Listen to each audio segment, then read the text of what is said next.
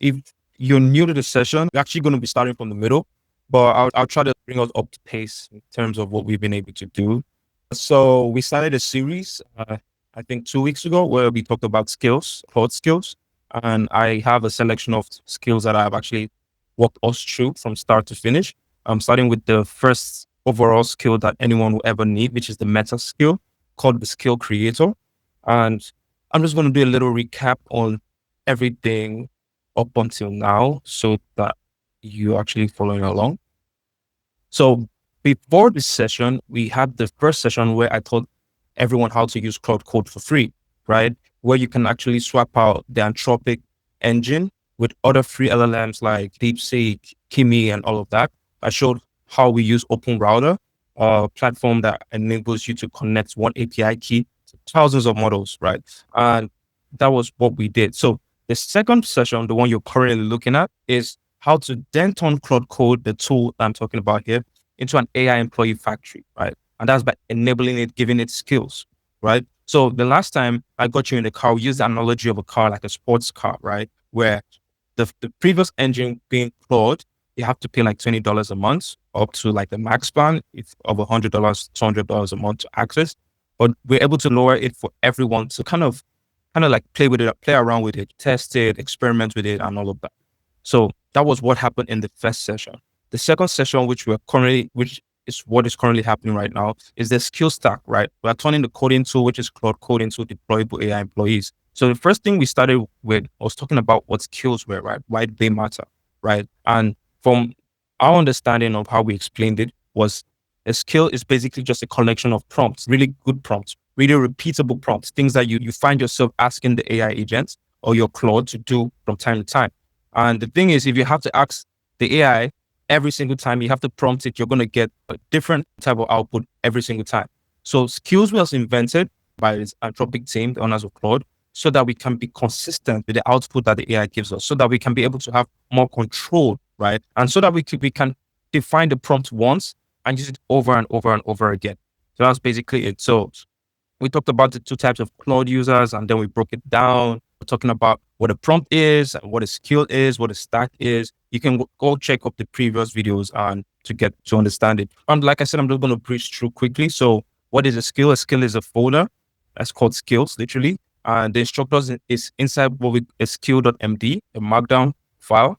And it has two types of format. The first is a YAML format, and the remaining is the markdown. You might be confused with the front matter is, what YAML is, or what a markdown is. But it's just simple ways to annotate text, right? So that the agents can be able to read through those texts easily, right? So as you can see, this is an example that we use. So you can see intake tagger, that's the name of the skill. And the description is what the skill does, right? And when the agent should use the skill. So everything is neatly kept within these three dashes. And that's what the YAML is, right? It's just another way to describe the text. So the agent comes in and reads this and knows the name of the skill and what the skill does. And everything after that, everything you're looking at below this is what the skill does. So it's an intake tagger, right? So the moment anyone is coming into your CRM, your system through a forum or anything, the AI is going to tag that client, it's going to tag that lead based off their industry, right? So as you can see, when a client intake, when given a client intake description, return exactly one of the following. So these were the industries, and these are some examples. If the client says we sell B2B accounting software, that means they're SaaS. We're an online store selling handmade ceramics, that's e-com, and the rest. So the skill allows you to write something like this once, and you don't have to prompt it every single time, right? This is how you're able to define roles for the AI, like an employee, right? So we walked through this, and I showed you how to build your own skill. I think build a skill that goes on YouTube and researches a particular YouTube for us. So for instance, we copy the URL because that's something that's very repetitive for me. I have thousands of YouTube videos. So we have the AI. Once I give the URL, it goes online, it gets the transcript, it summarizes it for me, it scores the video for me based on the knowledge it has about me, and tells me if this is actually a good watch or it's not worth my time, right? So yeah, we did that, and these are other examples of other prompts. And basically, skills is what turns the coding tool into an AI employee, right? So we're touching on 6 skills. So far, we've touched on the skill creator on the first class. Last session, we talked about superpowers, which was really helpful. we use superpowers to build out a content creation engine, right? A content creation platform. And I think that's where most of you are currently. And today we're going to talk about GSD and context mode. So I'm going to talk on what they are. But yeah, the skill creator it's basically the meta skill, right? Every skill you ever need will start there, right? Because for you to have a skill, you need to create one. I walked through how easy it is to create the skill using the skill creator.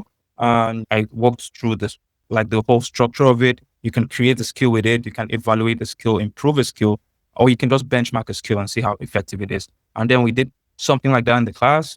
Then superpowers, which was mind blowing. Superpowers is a skill that actually turns your vibe coded flop or slop into like production, right? So it allows you to plan ahead. It allows you to think as a systems planner, as an architect planner. It asks you some questions during the brainstorm period. And when you answer those questions, it presents you a design file, right? It allows you to be more descriptive. It allows you to be more intentional about your product. When you're just telling Claude, hey, build me this, hey, build me that, it's going to build it, but there are a lot of things that go before building, right? So with superpowers, the AI is actually going to ask you questions before it starts to build. It's going to write some tests ahead of time to test if the implementation is working. And it's also going to have some review stages, right? Review some certain things and edge cases. It's going to come up with edge cases before you even catch them, before you're caught, right? So you now become the strategist, right? As opposed to using normal Claude to just say, hey, build me this, build me that. And it goes ahead to build with no tests, and it goes ahead to build, and then you find out those edge cases later, right? So what we've understood is, yeah, it's actually not bad to go this route, but you're going to spend more time in the future debugging stuff. You're going to spend more time trying to fix what you didn't plan ahead of time for. So superpowers just made it really easy to walk through stuff like that. So yeah, like I said, superpowers has different phases. They have the planning phase, right? Where it's going to write steps, it's going to talk about the files, it's going to edit, it's going to talk about the tests before any code. And then you have the test first, where any feature that you're building, it's actually write a verification for that. You're going to write a test for that. And then there's going to be review stages. So all of this stuff, we talked about them, how to install them. People that are not here showed other ways to use them. And this is where we're currently at, right? The GSD, or get shit done, plus context mode. So this is basically what we're going to be using today. And we're going to come up with something really interesting to build. So you can also follow along as we have this session together. So context mode, this is something that's really important. I've always wanted to talk about this, and I'm happy that I'm going to use this session to promote light on it, because it's something that you have to really understand if you want to start using Claude effectively. If you want to be a power user in Claude, this is exactly what you need to do, right? So Claude gets dumber halfway through the sessions, right? And it's not a bug. It's just something that we've come to realize, right? I don't know if you've ever used ChatGPT like way back before now.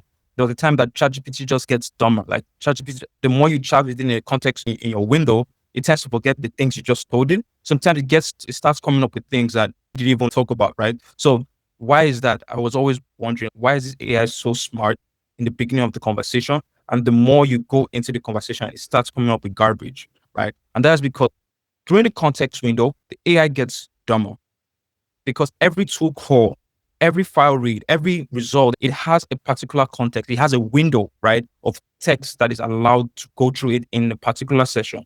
So after like 30 minutes of real work, 40% of that window is already consumed by stale data, by some data that's already preloaded, right? And Claude can no longer function the way it's supposed to function. And there's a word for that, right? There's a word for this hallucination. There's a word for this confusion that this AI is doing midway. And that is called context rot, right? Context rot. So this is basically the diagram. I showed a little bit of this in the last session, but I'm going to talk more on it. So let's assume this is you right here, right? This is you right here at the bottom. You're starting your first conversation with Claude. And then you say, hey, I want us to build this. I want us to work on this. Claude, on the other hand, is this green line. And this is you here, right? The moment you start your session with Claude gives you the best output, right? The accuracy is 100, right? And then you keep going, you keep prompting. Let's say you continue the session for like the next 15 minutes. The more you go, the lower the accuracy drops, right? And the more you go, the more the context drop. And that's basically it. And you find yourself halfway in the session, like let's say it's 15 minutes, and your output is not as effective as you would want. Why? Because for every message you're sending to Claude during those sessions, Claude is loading some skills in the background. loading some tools in the background, it's running commands in the background that is also feeding back into that context window. So this is what 45 minutes of prompting would look like. And myself, sometimes I prompt for over 2 hours. So how is it that I'm able to maintain the output accuracy and still not compromise with my build, right? How am I able to maintain that? That's what exactly we're going to talk about, right? So there are two ways to fix this. There's something called GSD isolate, right? Get shit done, right? I'm going to show you guys how to work it out. So each task gets a fresh sub agent, right? If you followed with the last session where we were doing with superpowers, right? It's going to break down the task. Okay, we have to build this, we have to build that, we have to build this. Normally, we'll have to run each of those tasks inside the same context window. But with GSD isolate, we're able to break it down into different sessions. So each feature has a separate chat session. That way, every feature starts with a clean slate, right? So this helps the session stay focused and we don't mix things up. So that is one way. So GSD is really excellent at that. But then what about the other stuff that get loaded in the context? What about the skills that get loaded in the context? What about the other preloaded stuff, right? All the tools and all the outputs, all the MCPs. What about those things? That is where we come with context mode, right? So context mode has a compress. And what happens is that all the tool outputs are then compressed before they hit your context, right? So before they are loaded onto the session, this context mode is going to compress all of that. So combining is fresh slates, a fresh session for each Claude feature that you're building, right? Instead of like bombarding all of them into one session, you can isolate them and give each of them their own unique sessions and then improve those sessions using context mode. So I'm going to show you exactly how we're going to do that. It's really similar to superpowers, right? In fact, they're almost the same thing. But the only difference with get shit done and superpowers is superpowers have more tools, right, for other tasks. While with get shit done, there are only about 4 things that you can do. You can plan, you can execute, you can debug and verify, right? So, and get shit done, like I said, you can spawn sub agents the same way you can spawn sub agents and superpowers to work in parallel, right? So they are all working at the same time. They're all giving you the output at the same time. And this is really good in terms of time saving because normally you would have to do task A. When it's done, you go to task B, task C. Before you even get to task D, the context is filled up, right? You have to do what we call compacting, right? I'm going to explain what compacting is. So, but with get shit done, each task, A, B, C, D, E, F to all the way down to the last task, they're all starting at the same time, right? But just like in different offices or in different spots. So that way you get to finish things faster, right? And then you have an MCP server that tracks projects, tracks the state of each project and stuff. You also have a cross-session memory via Claude to understand where things are. It was created by this guy. I'm going to show you guys this. This is Get Shit Done. It already has over 60K stars, right? So over 60K people are using this. And most of them are really good engineers and software developers that have come together to kind of improve upon it and make it really good. So Get Shit Done. It's a lightweight meta prompting, context engineering, and spec-driven development system. So the main thing behind it is spec-driven development, where you design the spec and then you let the AI do the coding, right? So it ties back to being the director, right? Just like in a movie, the director goes through the script, tries to bring everything together, and then the crew behind the movie, they actually shoot. So this is how you get shit done, basically, right? So it was built by a solo developer who doesn't write code, as you can see. I don't write code, Claude does. And talked about other spec-driven tools that exist and why this is better. So maybe in your spare time, you can go through it, understand how it works, but we're going to use it right now. So we're going to install it, right? And then we're going to have to load it. So I'm just going over to Claude, right? I'm using Warp. I love Warp. I've been using it recently because it's really good. So I'm just going to run Claude.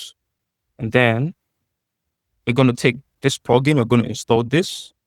Then we're going to start running it.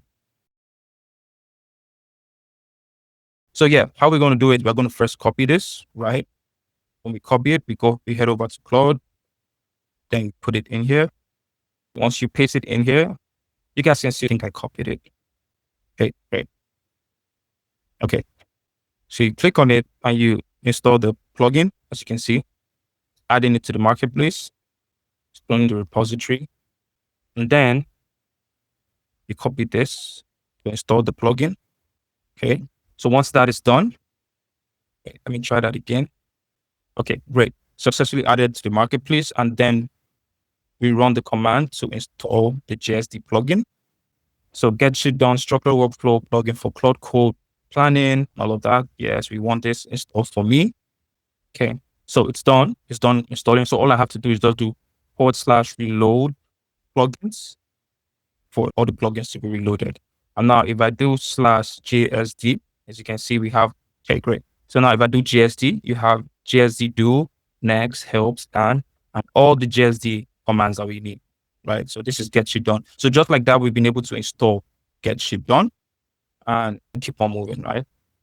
So the first part was installing it, right? So when you want to do a task on the screen and you want the sub agents to spawn in, you're going to use GSD execute, right? So the moment you say GSD execute and then you add context to what you want to do, it fires off and it starts doing that with the agents. We're going to talk about context mode, which is going to help us compress everything, right? So we're going to be an MCP server that sits between Claude Code and all our tool outputs. And anytime a tool output comes, we don't really need the whole entire output. We just need what the context that Claude is using. So that is how we're able to extract all of that. So it's inspired by Cloudflare's code mode approach because Cloudflare has a way that we also do that. The code mode allows you to execute the code within like a sandbox, right? A sandbox is just an imaginary space where you can execute code and run things without breaking. And when the code is done executing, the output is what is fed back into Claude, back into the LLM, right? So it adds a pre-tool use hook, right? That routes all the outputs through a sandbox, right? So you don't change how you work. It just runs in the background for us. I'm going to walk you through that. So because of this imaginary sandbox or place where you are able to like run through the code, run through the tool output and everything, you're able to save 98%, like a whopping 98% of output reduction. So let's say you're using Playwright. So Playwright is a tool that allows your system to like take screenshots or walk through the background, know where to click, like use your browser for you. It's a browser extension tool. People use it for testing UIs and maybe sending the AI to do something on the web. So for it to work, it has to take multiple screenshots so that the AI can see what it's doing. And with those screenshots, they're heavy, right? So all the instructions, all the tool code is really heavy and it goes as big as 315 kilobyte, right? So with context mode, you're able to compress a 315 kilobyte snapshot to 5.4 kilobyte, right? Right? A 56 kilobyte of GitHub issues can be compressed to 1 kilobyte. So you see that instead of filling the context and having context rows, you're able to squeeze all of that information and still get the same output. So that's basically what context mode does. So to install it, you just have to copy this. Okay, and head back to Claude, context mode. So it's cloning it to the repository. Let's see what happened. Okay, failed. Just run it up again. Okay, it's been added. So now that it's been added, we're just going to install it. / install context mode. That's weird. Install context mode from the marketplace. Okay. So while that is working, see what 30 minutes of work would look like. So we're going to use context mode stats and then see what we have in the background. So 1 second while that. Okay, great. So I have a question here, bro. All right. Okay, go for it. Can you go back to the slide where it says it uses some MCP for the context? Okay, sure. This one? MCP server that sits between Claude and your tool outputs. Like, what is this MCP server? Is it local MCP server or we are sending our information to somewhere else? Okay, so the MCP server is actually installed inside your context. Open that up. So okay. You're asking the right question. So you can, like literally, we can come here and say, tell me about context mode. And then Claude is going to run through context mode and then give me the context. So the only thing I think I missed out in the command, I included context. So I included Claude context mode to remove that, right? So it's context mode, not Claude context mode. So I'm just going to edit that from here. So you just take out this part. So every other thing it's correct. There's an MCP server that solves the MCP tool called Claude on the context window problem. Just everything I just mentioned, right? So these are the 4 ideas it leans on. The sandbox execution, right? So you're going to run the scripts inside of your system, right? And when it's done running the scripts, it's going to take out the output, right? As you can see.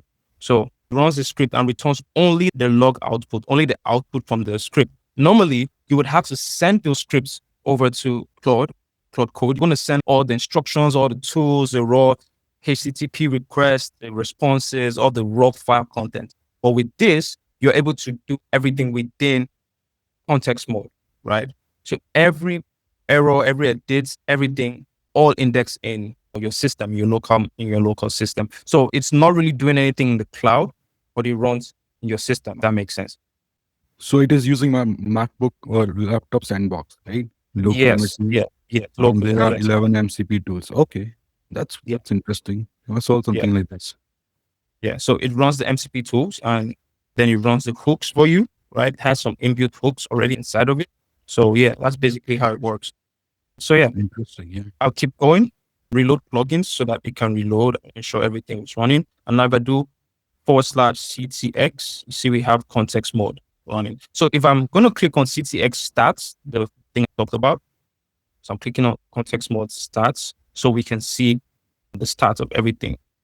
And then we move on to the bonus mode, which is the autonomous mode. So with clean context, which is GST, right? And the compressed output of context mode, we can run our sessions for multi-hours and Claude is going to execute on the plans. It's going to run tests, it's going to fix the failures, and it's just going to report results without having us on the back end. So this is what I talk about when we want to build AI employees and not chat assistants. We want to build workers that know what to do. They have their own jobs, they can plan, and we just define a skill for them and they know what to do from there. They have a goal and they know what to do from there. That's basically how we do it with combination of get shit done and the autonomous mode. So yeah, I'm just going to go ahead and we're going to build something, right? So let me just take off and we're going to start with, let's have a plan session with get shit done. So for those of you that might be wondering, like, okay, the status of content engine. So it's almost done, right? I just took a pause on that so that I could work on other things. But we've gotten the content engine able to create content for LinkedIn, for YouTube, for Instagram carousels. I think the only thing that I haven't done yet is to slap a beautiful UI to it. But already the system is working for me. We also were able to build a LinkedIn outreach engine that does outreach on LinkedIn on our behalf outside of content creation, but there's going to be more on that maybe in another session. I'm going to walk through how we're able to build that. So we're going to build something. We're going to build a project from scratch. So as you can see, let me just zoom in a little bit more. So we're going to build a project from scratch. Let me just minimize this. All right.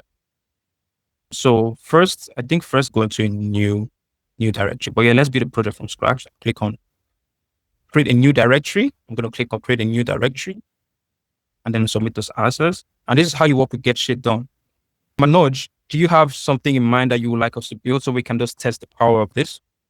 Or I could ask someone in the cloud. We want to ensure that for every skill that we're walking you guys through, we're trying it on different output. So this was a drawing from the previous one that we did, right? When we're building the carousel.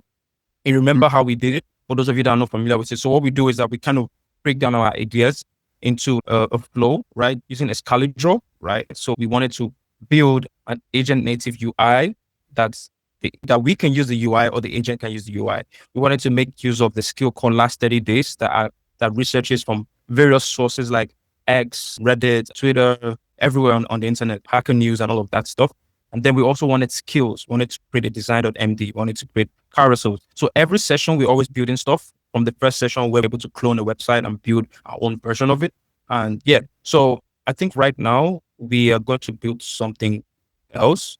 I'm just going to look for a clean spot and then we're going to brainstorm what we want to build. Okay. So we have a question bro here. GST and superpowers, which is your first go-to skill when building? Okay. Last time.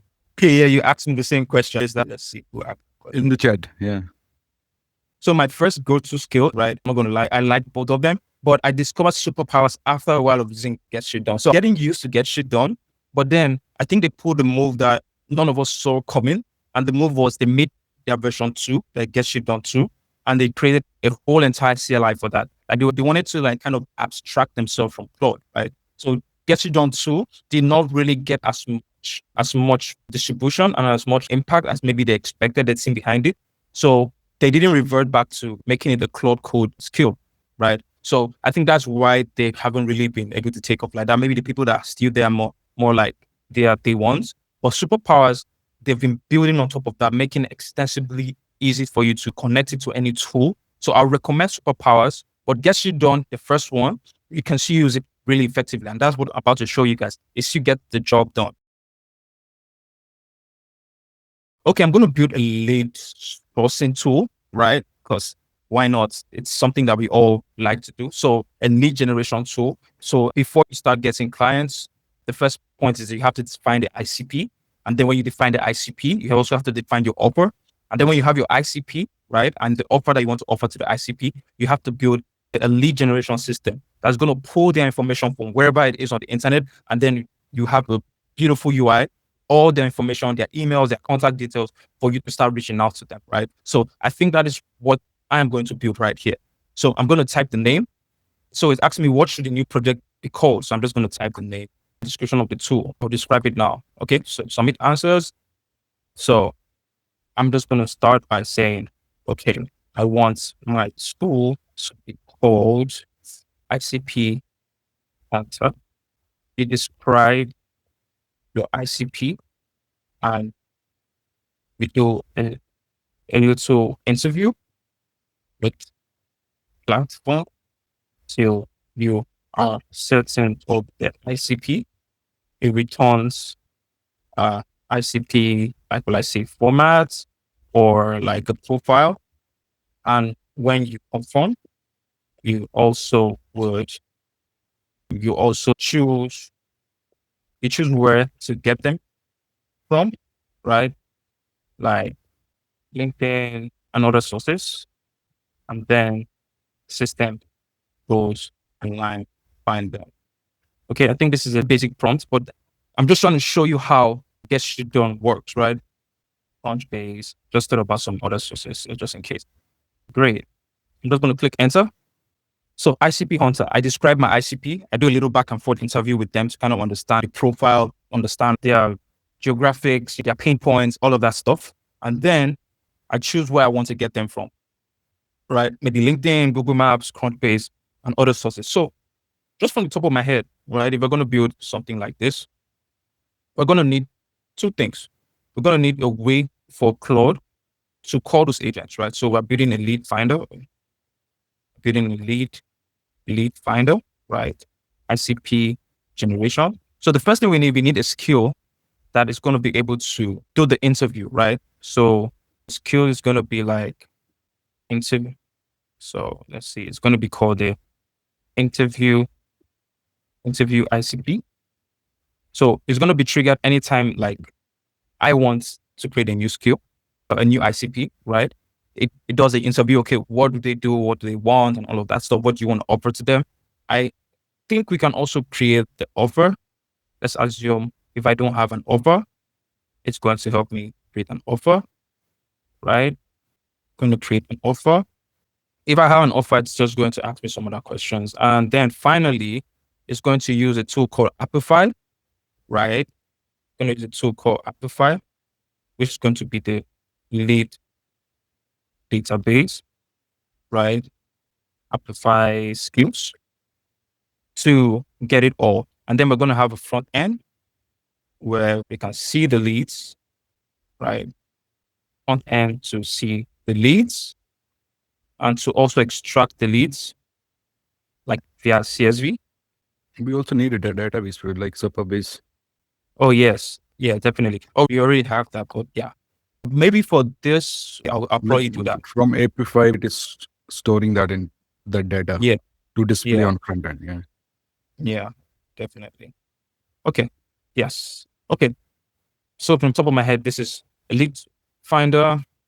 It runs, you have the front end to see the leads, interview, ICP, offer generator. Let's see. Yeah, I think I like that. Offer generator. And then the lead database, scrape the leads. Okay. I'm just going to take a screenshot. Okay. I'm going, where's the screenshot? Okay. So got it. Creating ICP Hunter and invoking the new project with your idea as a seed. So doing that already, just give it permission to do that. So yeah, it's loading.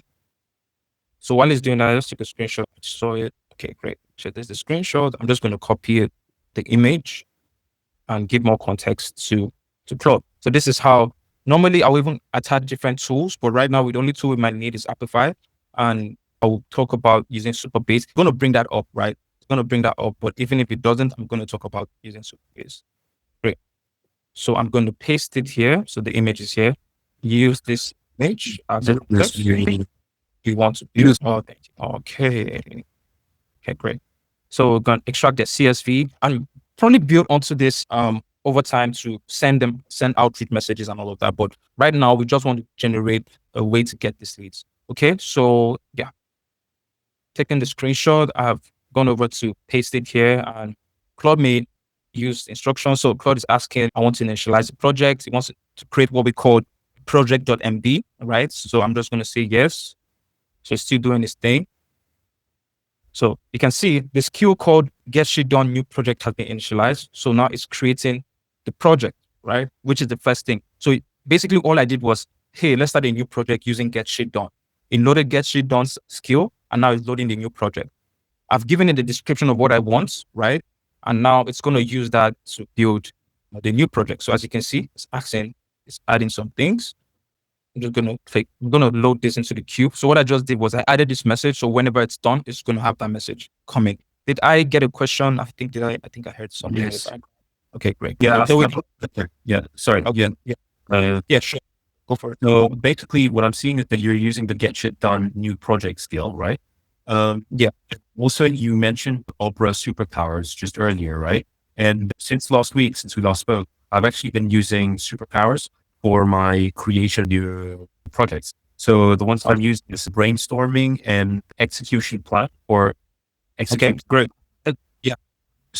So yeah, I'm guessing that this one and the other one will essentially conflict, because the reason I'm saying this is because I really like how superpowers actually makes a plan before it executes it. Yeah. So we could essentially do this, create a plan, and then use get shit done in order to actually separate the plan into all the moving parts and then just do them all at the same time, right?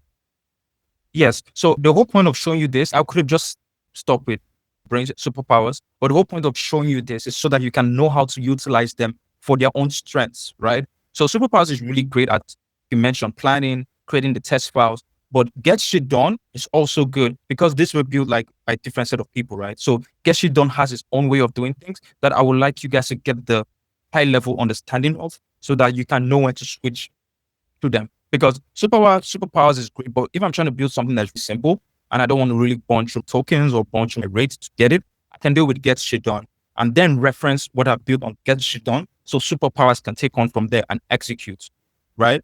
So it's just the whole point of showing you this is so that you make sense of it and know when to utilize it for your own use case, right? But it's good that you're also testing it. I'm sure a lot of people have also gone ahead to try it. So there's the point I'm trying to make here is when you experiment with this tool, try to have a model and tool agnostic mindset, right? Because you're too locked on one particular tool, you won't really know the limits of your LLM. You won't really know the limits of Claude Code, right? So you have to always be open-minded to explore different features and see how you can mix this and that and get something really great, right? I like superpowers because of the interview phase. They have a lot of interview phase, but sometimes with superpowers, you might tend to go a long route, but it's also very advisable, especially if you're building out something for a client or you're building out something for production, right? So we go that route, but with get shit done, it just gives you basically the things you need, right? Without having to go through that extensive back and forth. But sometimes you need it, especially if it's a project that you don't really have much understanding about, right? So if you notice, I was building a whole entire content studio. I knew there were a lot of moving parts. Move that over to superpowers to show you how great superpowers was. We had over an hour plus of back and forth. What do we build for the architecture? What do we build for the data flow? It showed us all of that stuff, right? Here, I'm just building a lead generation platform. I want to show you how it's going to, what approach it's going to use. And by the way, as you can see, it has loaded the image. Great. The diagram makes this much more concrete. Before I continue the questioning, let me set up a tracking task, right? So it's also going to track the task. So that way we know where we're currently at. So yeah, it's setting up the Git init. It's initializing a Git for this. It's going to create deep questioning to refine the Hunter, and then it's writing the project.md. So they accomplish the same task, but they use different methods, right? They accomplish the same task, they use different methods. It all depends on, like after this session, you're going to get an understanding and know when to swap what for what, right? So yeah, great work. I'd love to see what you're working on with superpowers. Any more questions before we move? Okay. So yeah, let me touch a little bit on Apify, because I'm sure some people don't know Apify. So this is Apify. You get real-time web data from Apify. So you can, as you can see, just at the top of the web page, you can have TikTok scraper if you want to build like a lead generation or something like extracts TikTok. There's Google Maps scraper. I think we're going to use Google Maps scraper. There's Instagram. There's Facebook.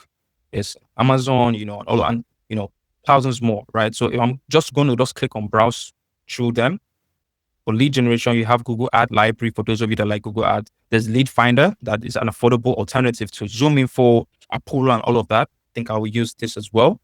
They have LinkedIn profile, right? You can extract LinkedIn profiles information, LinkedIn company, right?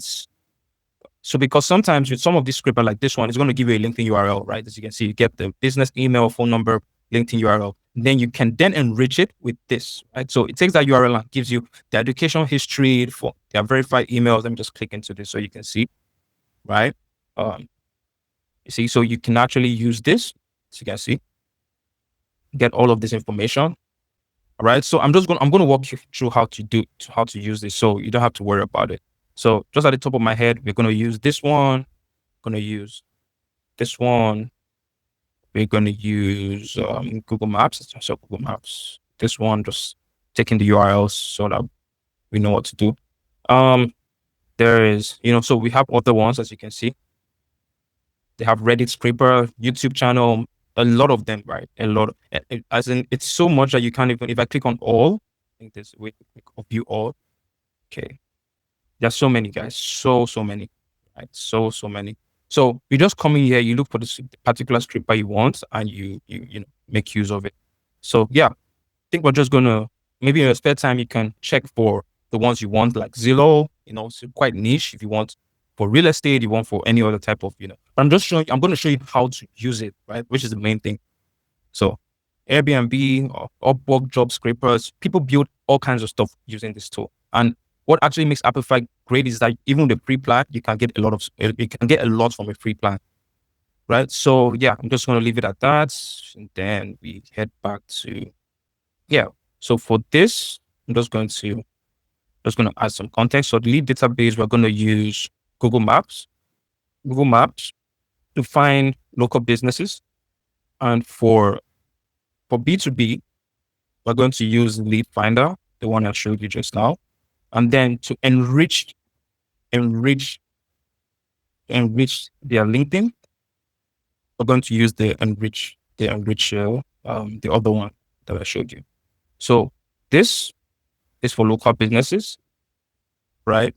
And this is for B2B, right? And then whenever we find a LinkedIn, we find their LinkedIn and we want to enrich it, we use the enrich one, right? So once we find the LinkedIn profiles, can we also find the email IDs of those profiles? Is it possible? Their email, their email, yeah, of course. Some of this already out their emails, but yeah, enriching it with this is still a very good strategy. Okay. Yeah. Okay. Yes. So let's see. Okay, it's still doing its thing.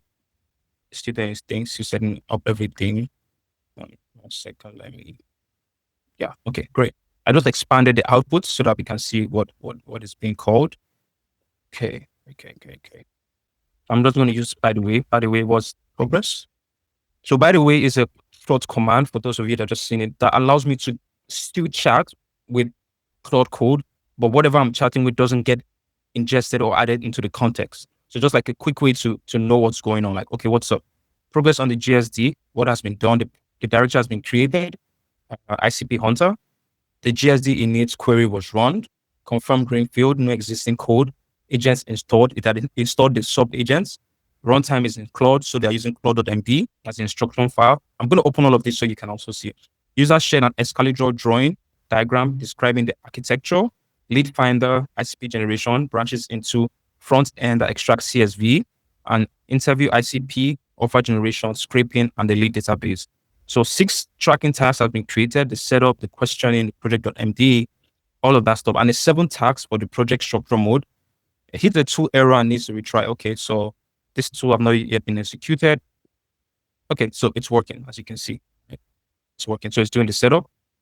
Then it's going to go for the big questioning. It's going to write the project.md, workflow, and then we're going to build. So guys, like you already know, this is how the sessions go. Shows you the real, how it works behind the scenes, how any of us would use Claude Code, right? So the point of attending stuff like this so that you understand what it takes to be a power user, what it takes to use Claude Code, like how we use it, right? How to use commands, how to brainstorm, how to use all of these features. So yeah, if you haven't watched the previous videos, I advise that you also go back and watch it so that you can actually have the full context of everything we've been doing so far. And so you can come up with ideas of what you want to build. What's one thing you've always wanted to build? Like something like this. This is something I've always wanted to build. The content engine is something I've always wanted to build. My LinkedIn outreach engine is something I've always wanted to build. So I'm sure you all have like your own ideas and your own project, right? I think there was a time we talked about building mobile apps. So if you get the context of all of these things, we can start building more things out together. Okay, so the first one is done. So once it's done, it's going to strike this off the list. That's how Claude just, it gives a list of tasks and then it strikes them. Question, bro. I have a question at here.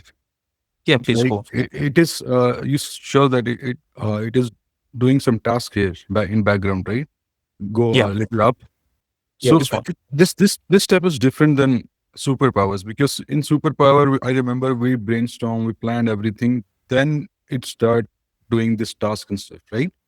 Right. Here it is doing from start. So yeah. So what's the difference between this task and the one which superpower was performing? Yeah, exactly. So superpowers put you in the loop of everything from the beginning, right? From the moment you say, I want to build this, what does ICP Hunter do? Okay, it does this. Okay, what next? That's how you build with superpowers. But here, it's going to create all the questions for you, right? It's going to create a project MD based off of if you're someone like, some people like to just give the context of what they want to build and then let the AI create a plan and create everything. And then based off the plan, they can say, okay, let's switch this for this, or, let's use this instead. Right. And then all it just has to do is just edit, some of those plans and maybe make some few changes. Whereas superpowers takes you by the hand and walks you all the way to the finish line. So what I can assure you is we're going to spend less time to arrive at our destination here, and we'll still be able to have control over what we want it to do, what we want it to have. Right. So let me just. So basically, it is reducing that back and forth questioning, and some of the heavy lifting it is doing itself. ICP Hunter. Is it ICP? Let me open it. Okay, great. ICP Hunter. I think it's still creating it. So yeah. Okay. So, okay, so as you can see, it's creating the handoff.json. I want to show you some other things, but let's go to. I'm going to open the main file. I need to update my warp. They're always making updates. Like these guys are always top of the line. So, okay. So ICP Hunter planning. So this is the first file it has made. So yeah, all this while it's just making its first file. So yeah, we're just going to wait and see what it does. I think I saw, where is it at? Okay. Then there's the gates, description, the references, the tags. Yeah, so once it's done with all of this, it's just initial. It's just creating the hooks, right? That it's going to use for every other thing. So we haven't gotten to the juicy part yet, right? The juicy part is where we start building. I'm sorry, was anyone saying something? I think my microphone was on. Were you saying anything, Manoj? So I was saying that it is doing heavy lifting for us. Yes. And in regards to questions also, it's like it created this Git repo and stuff from the start. Like this is now I'm getting the how this thing is working. It's very different. Yeah. Exactly. So I think 2 sessions back, I don't know if the person is here. Someone said, "Oh, I use superpowers. The questioning was so long, the interview process, like he was just trying to build something out of a hobby. He was just trying to test it out. And before he even got to the end, where superpowers will give you the plan, he had already exhausted his rate limit, and he had to wait for like 4 hours later, right? So the difference between this, as you can see, this has been running for about 18 minutes, and all it's doing is just setting up the stage, setting up everything so that we can start, right? And for 18 minutes, we haven't done anything. It's just doing every, basic, foundational, scaffolding, right? But if we're using superpowers for the 18 minutes, trust that we're going to be answering questions and saying enter, enter, enter, go ahead, yes, and stuff like that. But here, it's doing all of that behind the scenes, and it's just going to hand us off when it's like ready. Handoff is an empty auto checkpoint, so there's no session yet. It's safe to remove so it doesn't trigger resume work on future sessions. Okay. So it's still setting up everything. As you can see, it's still setting up everything. We're just gonna, wait for it to work, and then we can still answer questions. But yeah, let's go ahead with, I think for now, we can just go ahead and continue with the slide so we can cover more ground. So this is Claude Mem, right? Which is the next part of what I will talk about. So every time you start a new session, right, you have to start from zero. You have to, after spending like, all the time talking to your code base and everything we're going to do right now. Sometimes if you don't have a framework that saves like the context of what you're building, and, you have to start again. If I come back here, I have to like start saying everything I was building and stuff like that. But superpowers and GSD, they do an excellent job of getting the job done and putting checkpoints, but they don't really store all the memories. And that was one of the reasons why we built the second brain. But second brain is in terms of like your whole operations, right? Claude Mem is persistent memory for Claude itself, right? So Claude is able to wake up and know exactly what it did, the past days, the past weeks, and then continue. All right. So I use this phrase: a contractor forgets you between gigs, an employee remembers, right? And it's very relatable, right? So this is the difference between like Claude Mem, right? So this is what happens. So Claude Mem has 5 hooks, right, that record every meaningful event. So at the start of a session, it has a hook. At every tool used, it has a hook. At prompts, it has a hook, and even session ends. When the session ends and everything between it, it has hooks. So what it does, it compresses with AI everything that's happened, right? So there's going to be a background worker that uses the agent SDK, the software development kit, to summarize every observation before storing. So imagine like while Claude is working, in the background, it's summarizing everything it's done, right?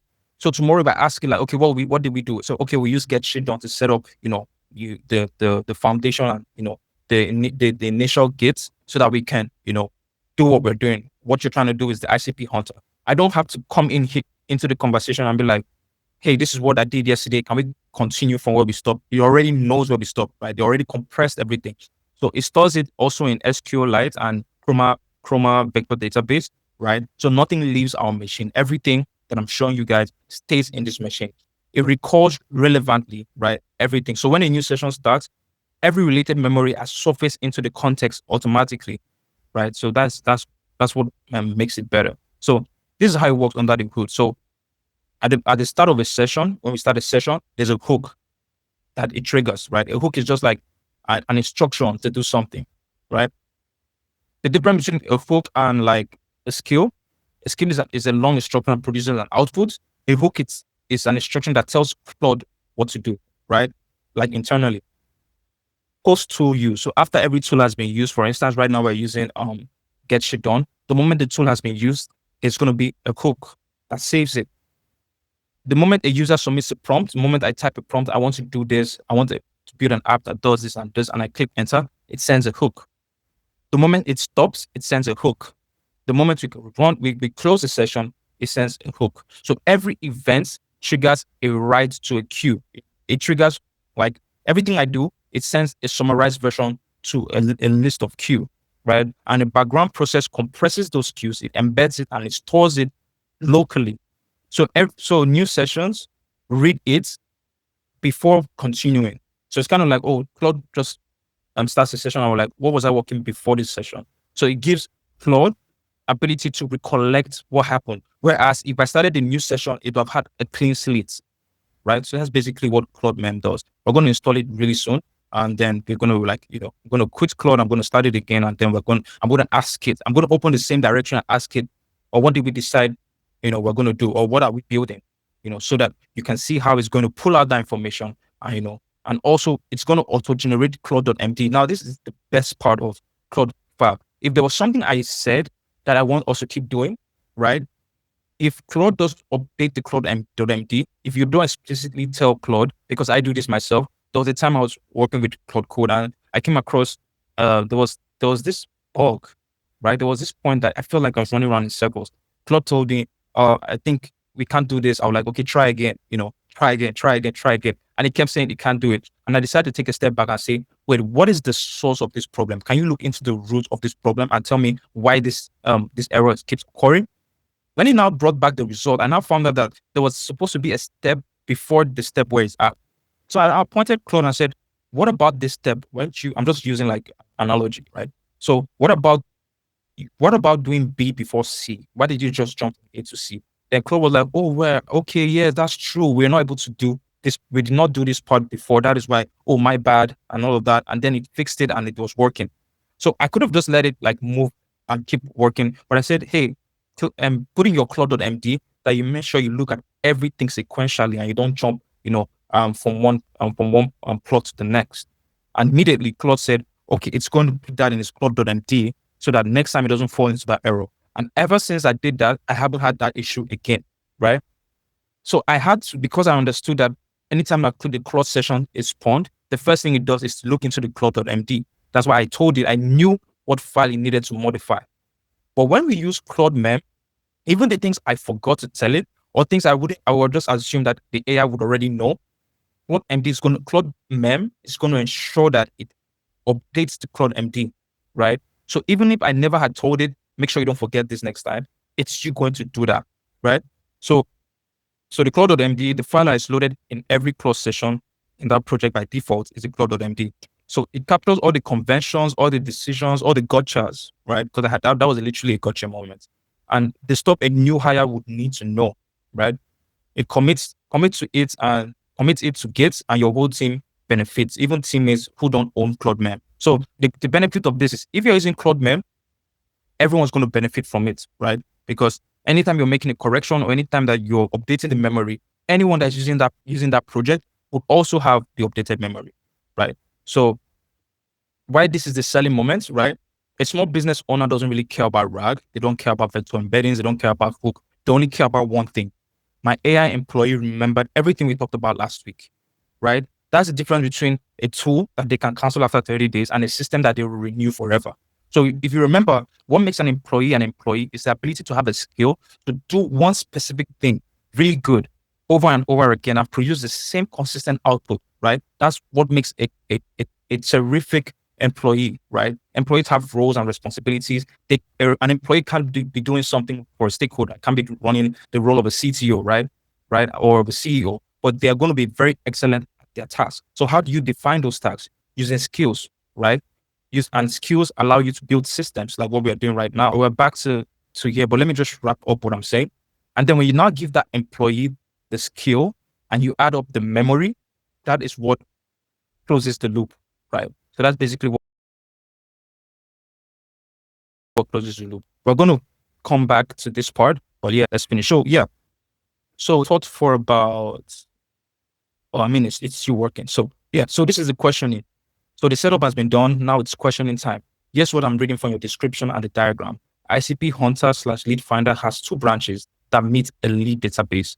So branch A is the ICP discovery, which is interview ICP, offer generation, script the lead, and lead database, right? If you remember, it's following with what I did here, right? I then went ahead to say the second one is lead surfacing, right? Lead database, front end to see the lead, extract the CSV, right? So you can see, I haven't even updated this part yet, but yeah, we're going to get to that. So it said, so the agent interviews the user about the ICP until confident, then generates a structured ICP and apparently an offer to use against it. The user picks the sources like LinkedIn, Google Maps, Crunchbase, others with Apify under the hood. The script path populates the lead DB and the front end lets you browse leads and export CSV. Now, if you see, we didn't have to go through a long, extensive, or what do you want to use this and do? Do you want to get leads? That is what superpowers have done. And that is for a project where you know you don't really have much knowledge, right? And you need like hand-holding all through till you get to the finish line, right? But with a project that you have full conviction over, that you can glance through the look of things and you already know what you want to build, that's where Get Shit Done really shines. So he said, before I write the project.md, I need to nail down a few load-bearing decisions. Now, let me start with the most consequential one. What exactly the offer generation does, because that node changes whether this is a lead finder or a full outreach tool. So the diagram shows an offer generator between interview ICP and scripting. What is it generating? So is it an ICP tailored sales pitch / outreach copy? After confirming the ICP, the system drafts a value proposition or DM email template to that ICP that is used later when the user contacts the lead. Lead hunter then becomes lead gen plus outreach prep. That's good. Is it a search query? The offer is actually a structured search recipe. Nah. Let's see. That job titles, GO, company size, parameters derived from the ICP. The scripter consumes it directly. Lead hunter. So I'll just say it's the sales pitch, right? Bro, just see the third option. Okay, let's go back. So you can always go back. You just have to press left. So you go back. The third option. Oh, the first is a spec. Okay, a scraping spec that drives Apify plus a pitch the user can copy, the largest scope. Okay, all right, we can go with that. So when you say the system goes online to find them, what does you mean by version 1? Apify actors only. Yeah, you pick from existing actors. Yes. So if you guys remember, we already had existing actors, right? So I'm just going to use actors. Good.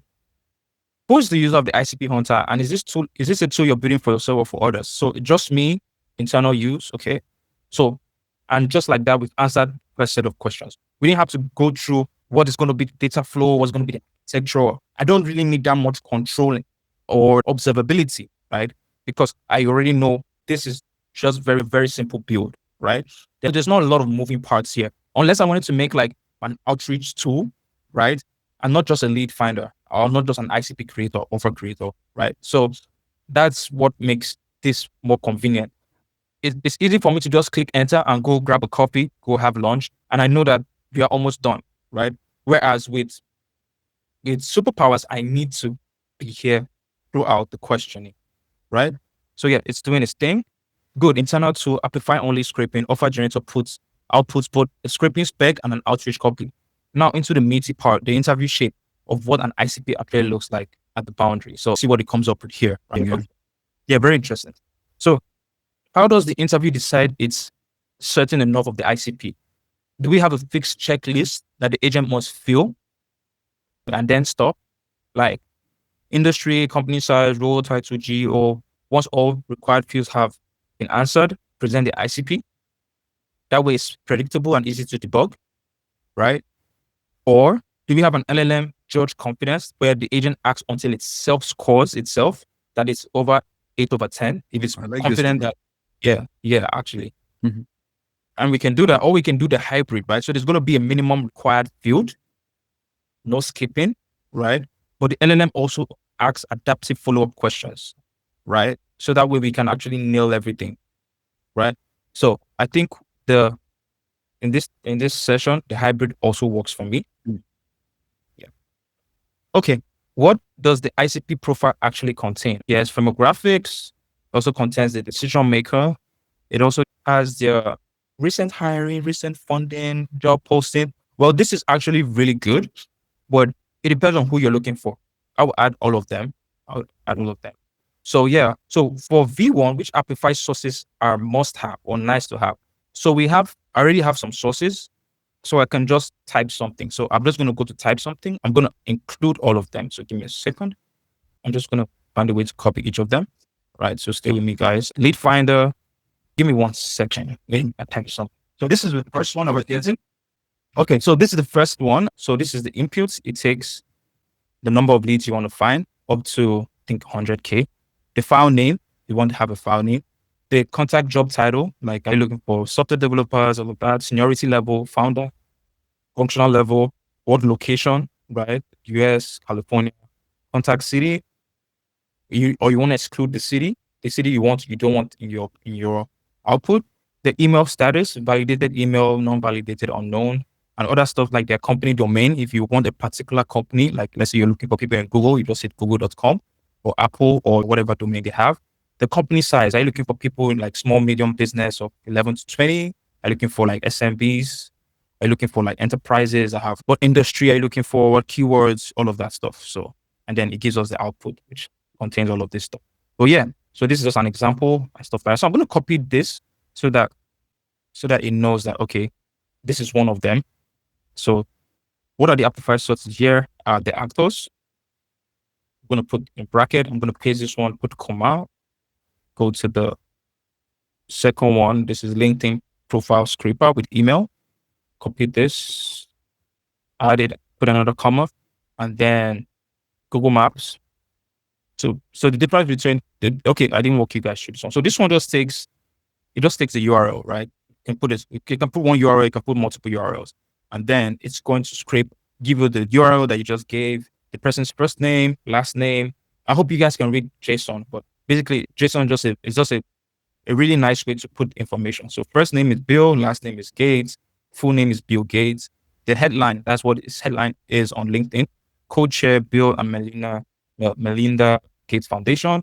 Connections, it also shows the connections, shows the followers, shows their email, phone number, and some other like metadata information. But this information actually would be good if you're using it for outreach with some tools like Unipile. This is how you're able to locate the person you want to send a DM. But yeah, it also shows your work experience, your job title from the start date, all the things you see on LinkedIn, right? Everything here, the company name, all of that stuff. So yeah, and some other information like education, what schools they went to, what skills they have there, languages they can speak, certifications, recommendation, all of that stuff. So that's why I like this for further enrichment. And then Google Maps, if you can type anything like, let's say restaurants in California, right?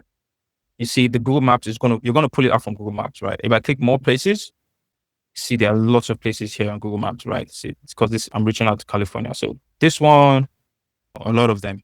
So let's say I'm reaching out to restaurants in California, right? The AI is going to be able to scrape all of this stuff. Their phone numbers, their emails, their menus, all this stuff, their website, anything. I can call them, I can reach out to them, I can reserve a table with them. I can also pitch them, right? So just an example, I can also say plumbers, right? Plumbers in California, right? Some have websites, some don't. So it's actually really good to have this kind of tool. So yeah, so this is going to be able to scrape businesses that are physically on Google Maps. So it's a very effective way to get leads, right? So you just put like the search item, restaurants, all of that stuff, put the location and stuff like that. So I'm just going to copy that. Wanted to walk you guys through each of this and what they do. Now, normally you might need to like know how to select the input fields, know how to set up the HTTP, because back then when I was using NetN, it was a long build, right? But now, all I just have to do is just point Claude Code that, hey, I want you to use these 3 actors, and that's it. And I submit my answers, then let it do its thing. So I think it's done with the tip questioning. Now it's going to write the project.md and commit it. So committing is basically, it's just going to set it up and like upload it, right? And then we go down to some other things. Does anyone have any question? Is there anything I've done so far that maybe I have confused you or you want more clarity on? Let me use this time to answer that. Okay, assume we're all good then. So yeah, so you just put the description, put the location, New York, SA, you put how many places you want to extract, minimum of 1. You can put like 50 and it gets you like 50 of them. You can add more information, right? So all of this stuff would have been very, very needed if I was going to build it myself. But now that Claude has access to the URL, it's going to actually pull them out and check it out. So yeah, so I'm just going to let it do its thing. And then it's going to ask me any further questions. So while it's working, we can still be touching on the other side, which was Claude Mem.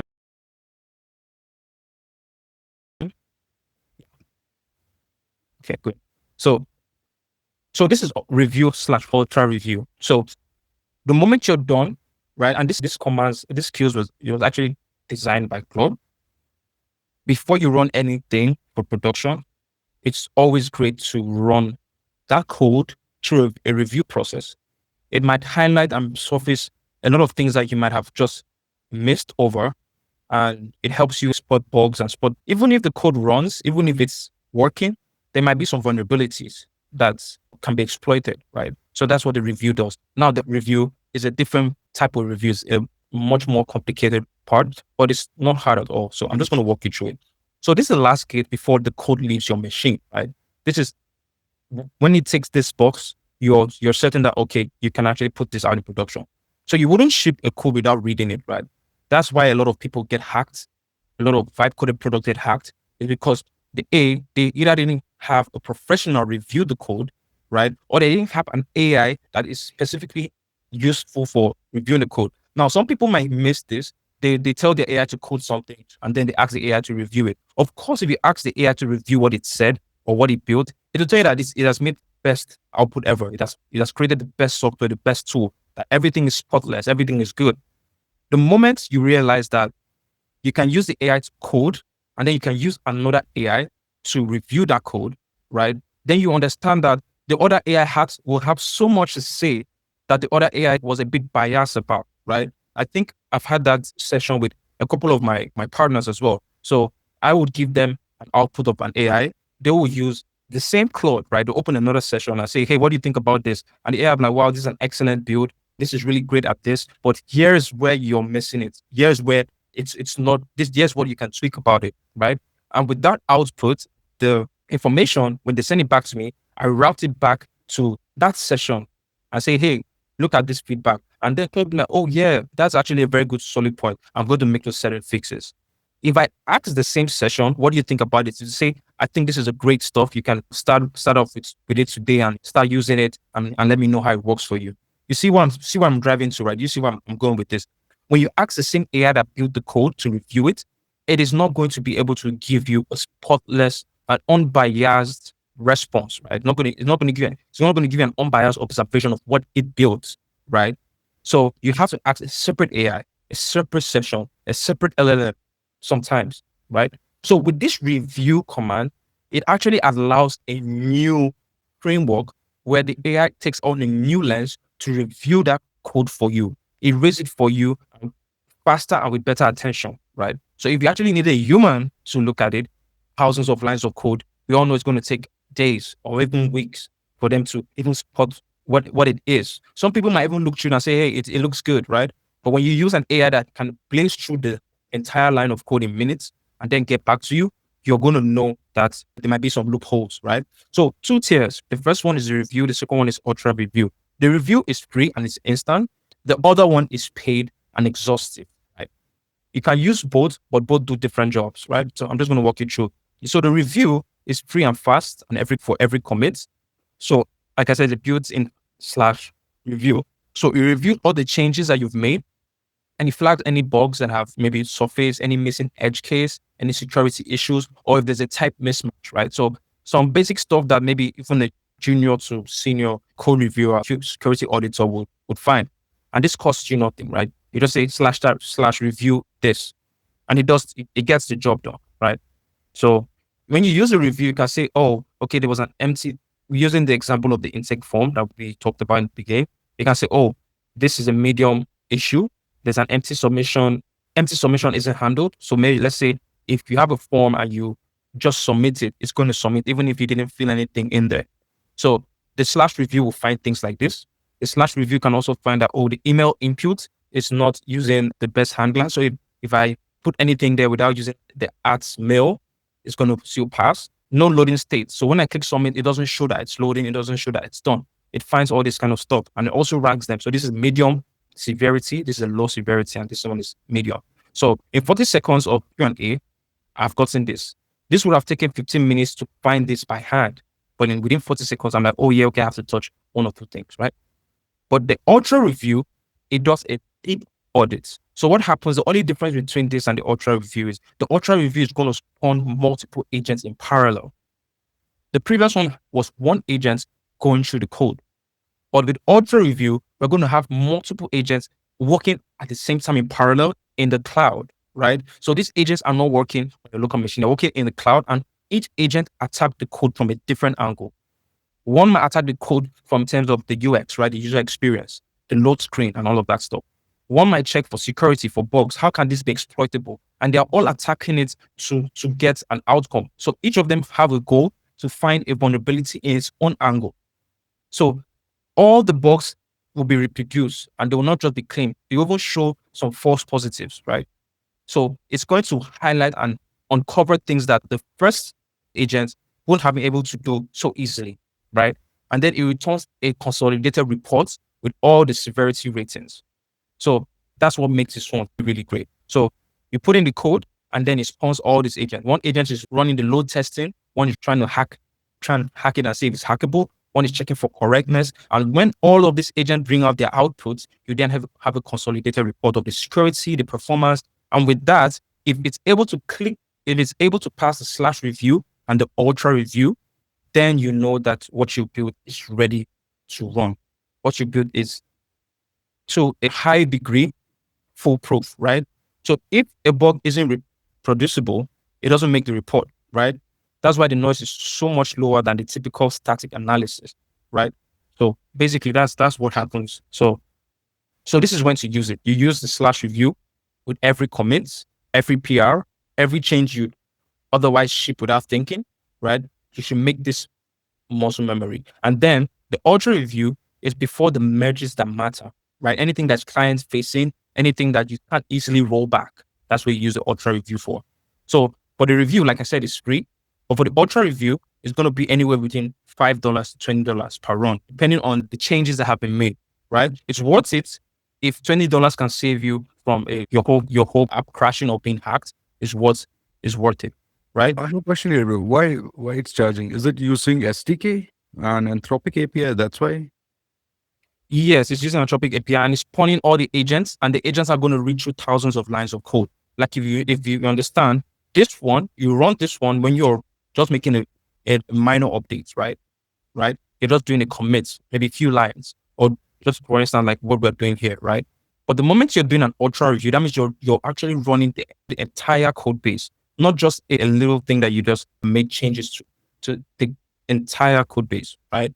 So minimum of $5, yeah, up to I have one more $20. question here, bro. I have one more Yes, question in go for it, regards go to for it. this. Yeah, go for it. So, okay. So there's a huge problem with AI that if you say, okay, review it, it keep finding error, it keep finding a way to improve it. So where Yeah. do you stop? Like being a non-developer, people will never stop like this. Like, if you are a developer, okay, this is bullshit. But being a non-developer, you don't know. If my AI is saying, okay, it need improvements, I keep doing it. So what's the stop point for you? Like where do you stop? Okay, this is it. Okay, so if I'm getting you correctly, you're saying when do you actually stop your review? Because every time you review, something surfaces up, right? Is that what you're saying? Yes, because AI will keep telling you ways to improve it. That's the problem with AI in general. Okay, so the thing is, the moment you've done the first review, you get a report, and you're able to fix those things, right? You're able to get it working, and you run, let's say, the next review, and it surfaces some things. It gives severity, right? It shows you, oh, this is high risk, this is medium risk, this is low risk. The moment you're able to solve all your high and medium risk, and every other thing has little to no consequence, I would say you're good, right? As far as your code cannot be exploited, it cannot be hacked, people can use it without it. Because the more you scale, the more you increase it, obviously you have to do more maintenance. You have to get better at spotting some of these things. But the moment the moment you can roll out version 1 and it does exactly what it's intended to do, then I think you've kind of solved it, right? Because there's always going to be an update. There's always going to be a bug. There's also always going to be something, right? A new feature. But Yes. as far as the one you've built, you can run a review on it and you can see that it's actually working as intended. And it surfaces some reports of some vulnerabilities and you can fix them and run it again with 0 to maybe little, then I think you're good to go, right? Oh, let me. In order to avoid this, you might have to run this multiple times for everything you're doing. Review this from this angle, review this from this angle, review this in terms of security, review this. You have to do this many times. But if you're someone that maybe you forget or maybe sometimes you don't use the review, this one does it like from top to bottom. And it runs for quite a while too, right? So this was created for security teams. So I'd say that, yeah. Next what we're going to talk about is front end design. So we're going to be using this skill to create the front end, right? So first, let's answer these questions. So which LLM should power the interview phase? I think, Sonnet 6, Sonnet 4.6, or let's use Anthropic. Which stack do you want for the app? Okay, so Next.js 15 plus Superbase. This is exactly what you talked about, Manoj. How would Apify be called? Will it run synchronously? You run and wait. User clicks script, wait and sees results.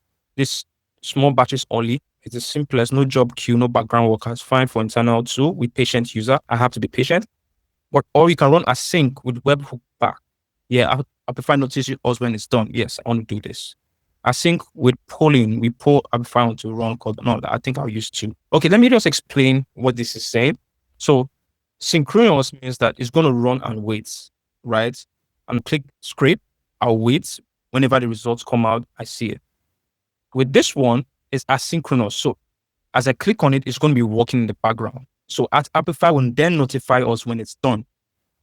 Or the third one is async, but with polling. So polling means that every now and then, my system is going to ask Apify, hey, are you done? But Apify will be like, no, we're still running. Then, then the system is going to wait for, let's say, 1 minute. Hit up Apify again and say, hey, are you done? Apify say, not yet. And it keep going back and forth until Apify says, oh yeah, we're done. And then it publishes it. So the difference between 2 and 3 is in 2, Apify has to reach out to us. But with 3, we have to be running in the background, right? So I think I'll go with this, right?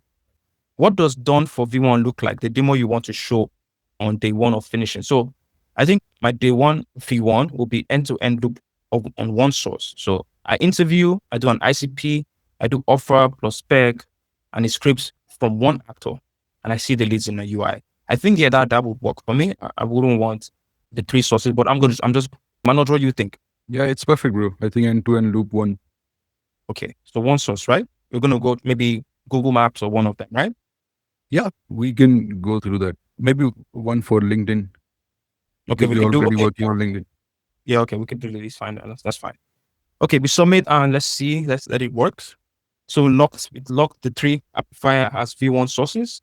So this is for general lead finder, this is for LinkedIn profiles, and this is for crawling Google Maps. So now the stack and infra side, then I think I have enough. So if you notice, the questions are minimal, right? Because I know what I want. I already know the actors I'm going to use. I already know the framework, and I was able to get all of this done.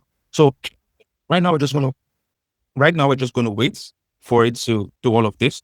So yeah, let's talk about Anthropic's official front-end design tool, right? It's a bit quiet in here. I hope we are all following. Okay, I can see you're so serious, man. Why so serious? Yeah, well, we're not serious at all. We're looked in. Okay, great. Just wanted to be sure we're all here. Oh, hi, John. By the way, John is here with us. Yeah, John has always wanted to be on live stream. He actually had to sacrifice his own time. It's quite late where he's at, but yeah, he just had to be here. John, you can just say hi to everyone.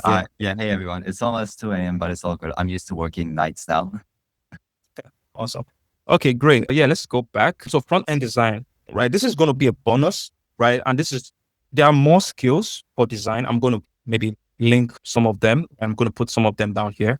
They're very, very fantastic skills, impeccable and all of them. But we want to use Anthropic's official front-end design, at least to kind of get your hands dirty and stuff like that. So it already has over 277,000 installs as when I checked, but I'm sure it's going to even be more than that by now. So it forces a design framework before any code is written, right? So the idea of doing this is to actually create, who is this designed for? What are you designing this for? What is the aesthetic direction? Like, who's the audience?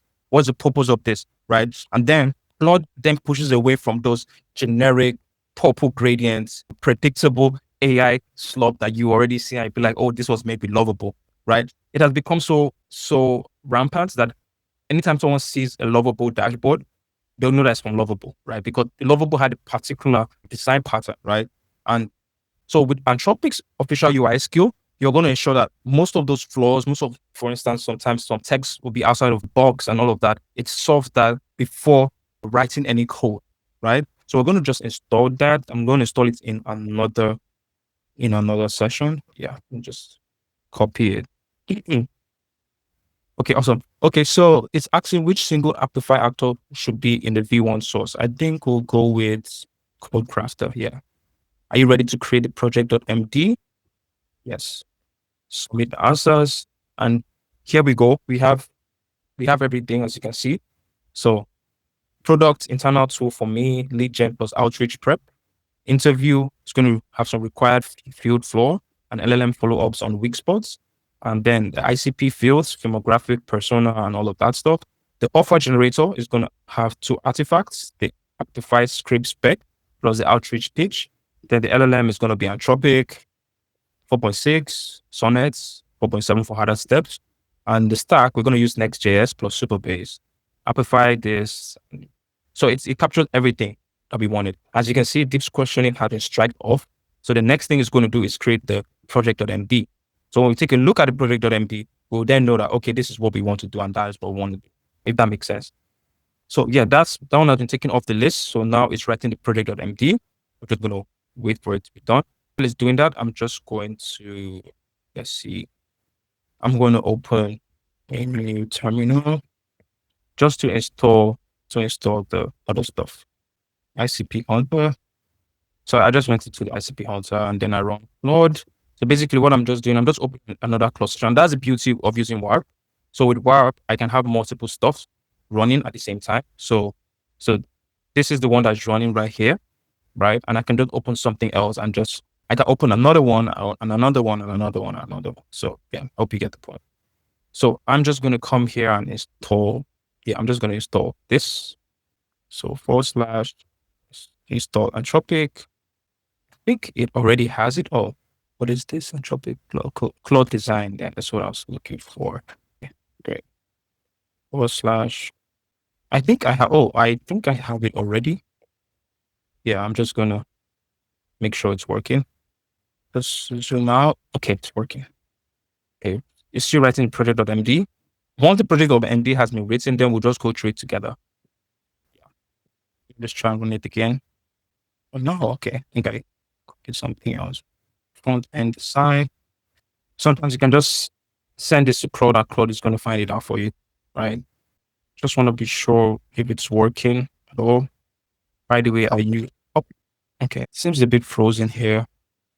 I'm just going to open some random. I have a lot of things running in the background. Maybe that's why. And I also have to update it. Yeah. So sometimes like that. Okay. So I'm just going to load on. I'm surprised it doesn't do this.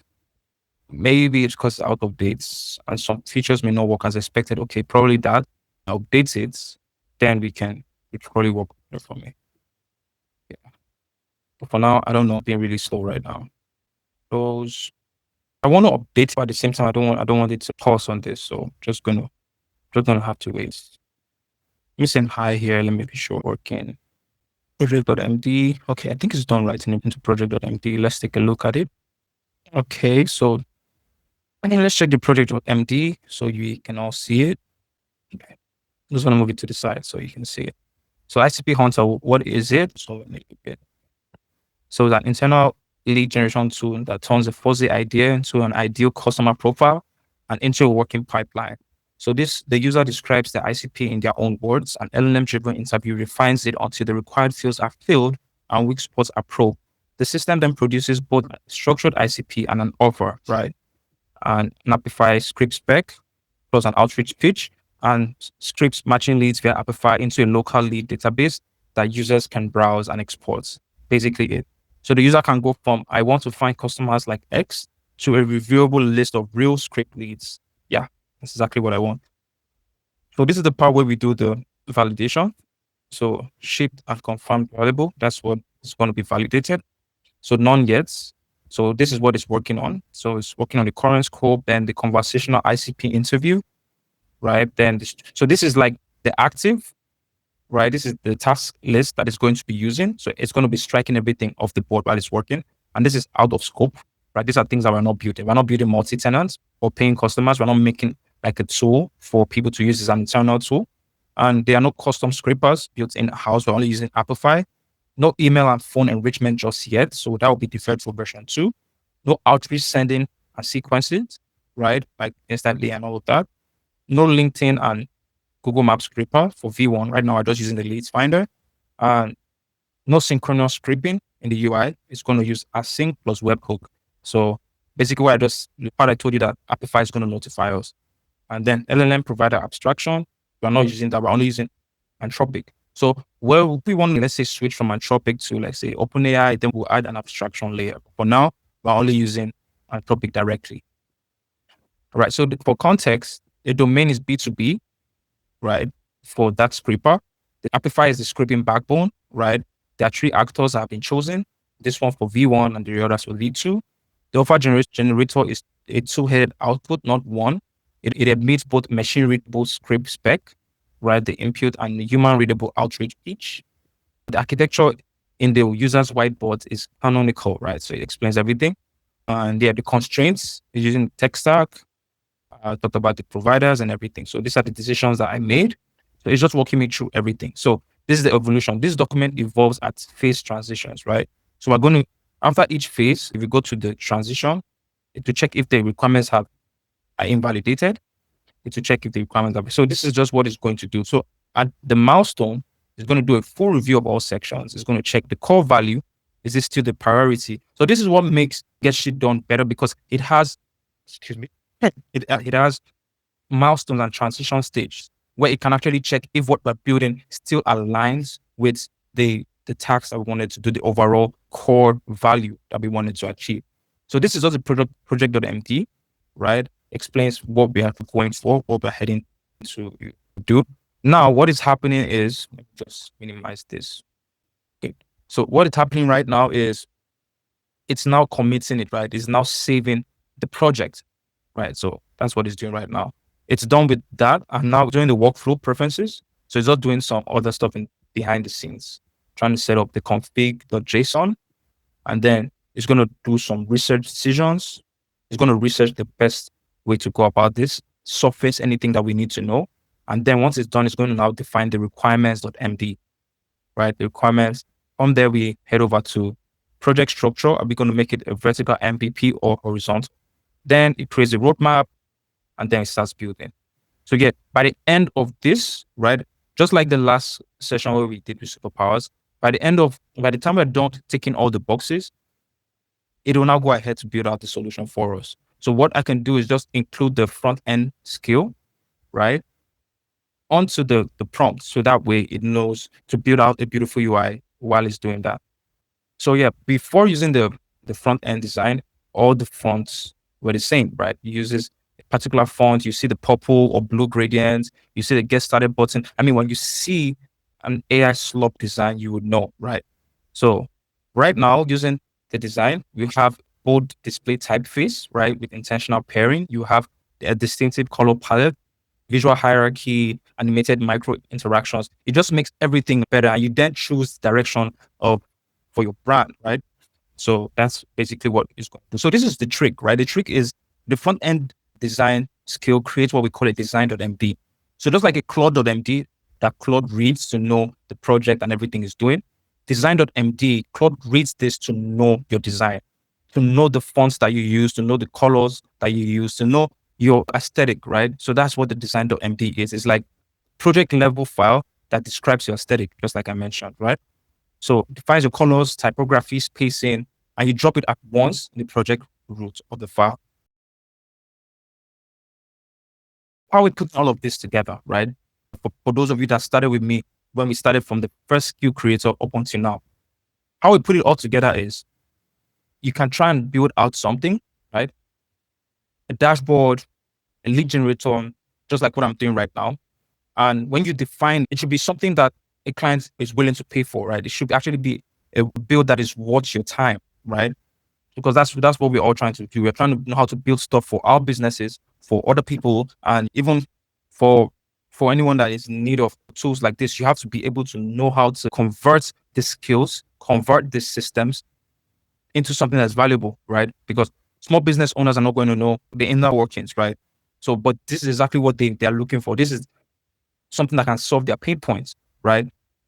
Businesses are looking to get clients, to get leads, to get revenue, to save costs, to save time, to not have to do the same thing over and over again. So if you're able to create an AI employee for that, you're able to create a platform for that, they'll be willing to pay you. So take on a task, create a skill for it, right? When you create a skill for it, you move to superpowers, maybe define the goal of what you want to do. You use get shit done to further break it down, right?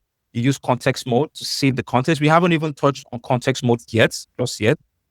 Context mode is going to ensure that you maintain that context window, right? And every output from all the tools that you're using you just get the output that matters and throws away all the other garbage, the other metadata that is not really needed, right? Like 95% of everything that is sent back to the AI, it's not really needed. What the AI just needs is the output from running the code, right? And then Claude Mem allows the AI to save everything that it's doing, right? So that every session you're able to continue with context, right? Of everything, because it summarizes all the conversations, everything that happened when the last session ended and stuff like that. And then the review is for you to review everything that you're pushing out, right? So from defining to planning to executing, staying sharp and remembering, and also being able to verify. So every tool has a job and none of them overlap. So as you can see, they all have something to work. The only thing that if you look within superpowers and GSC, you might see some similarities, but all of them are good at one thing, very excellent at a particular task. So first you define the skill, right? Maybe you can take this as, if you probably don't have an idea, that's why I put this out there. So you can create the skill, right? You use the / skill creator, and then you tell it what you want, create a skill that does this and that and that. Once you're done with that, you can use superpowers to plan. Let's say you don't really know how to use it. So you tell superpowers before any code, you say, using superpowers planning mode, add an industry tag column to the dashboard. Okay, say you want to build a dashboard, right? So you ask for the skill that tags the intake whenever an intake comes. Now for the front end, that you're going to ask superpower to plan to add an industry tag column on the dashboard and use the intake tagger skill we just built. So whatever we just built, you're going to tell superpower, so let's plan how to use this. You plan the full change before even writing a single line of code, right? Then you execute it with get shit done, right? That's where get shit done really shines, right? Being able to execute in parallel, right? So each task in the plan goes to a clean sub agent. The agent works on it, and your main session stays focused, gets the output from the other agent, and just combines it, consolidates it into one, right? And then you use context mode to stay sharp throughout the whole build, right? The compression is going to be happening behind the scenes. All the tool outputs is going to would have eaten like 30% of your context will now only eat like 4%, right? So that way the context still stays sharp for all of them, right? So without this, the get shit done will run alone and will eat a lot of context. So it's just like a good add-on, right? Context is a very good add-on.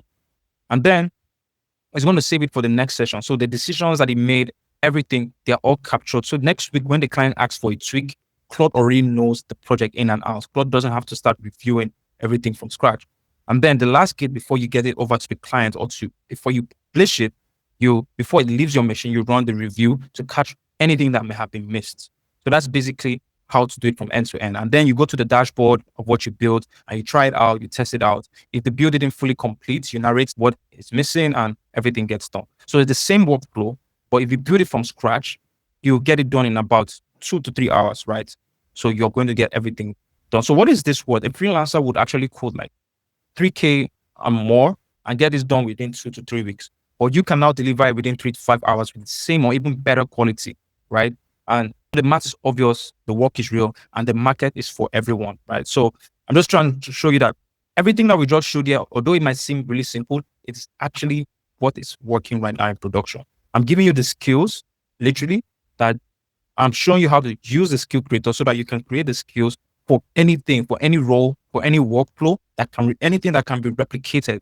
This is how you did done. So if you haven't watched the first set of the series, I would advise you to tag along, start from the beginning, watch it till you understand it so that you'll be fully caught up to where we're currently at. So yeah, you learn how to build AI employees. Now it's time for you to actually start deploying them and how to sell them. But we're going to talk about this probably after we're done with this part. So I'm just going to click back into it. So how do you want this to work? YOLO, you auto approve, just execute. JZ runs phases end to end without confirmations. So yeah, so it's either I do the YOLO mode or I do the interactive mode, right? So every plan. So this is now the difference between superpowers. Superpowers, like I said, takes you every step of the way. Or with get shit done, you can do YOLO mode, right? You click on YOLO mode, it auto approves everything, right? So how finely should scope be sliced into phases? You can do coarse, you can do standard, or you can do fine. Right? So I'll probably just go with standard, right? Run plans in parallel, of course. Commit planning docs to Gates, yes. So this is everything that I've answered, and all I have to do is click submit, and then it will set up the workflow preferences. So these are the preferences of how I want this workflow to work, right? Once it saves this, then it starts with the research decision. It starts defining the requirements, and then it starts building it all the way to the bottom. So yeah, so far, okay. I assume there are no questions. 1 second, I want to show you guys something. It's still working. Okay, it's still working. Okay. So I'm walking you through the entire process. So once this has been saved, I want to show you this part. So everything from here is just going to be working on YOLO mode. So I am just going to be watching it build to the point where it needs me to come in. So did anyone say anything? My mic was on. When my mic is on, I can't hear anything. We're good, bro. Yeah, okay. For a second, I thought I lost you. No. Yeah, that's fine. Let's see it. Okay. Yes. Let me see if I think there are some questions in the chat. Okay, I use skill creator to create a skill, just like the review skill to find and fix bugs in the code or website. After any build test to see if the bugs are fixed, give a detailed report. You guys can check it out. Oh, okay, nice. Okay, you build the skill after watching the skill creator. That's really good, man. That's really good.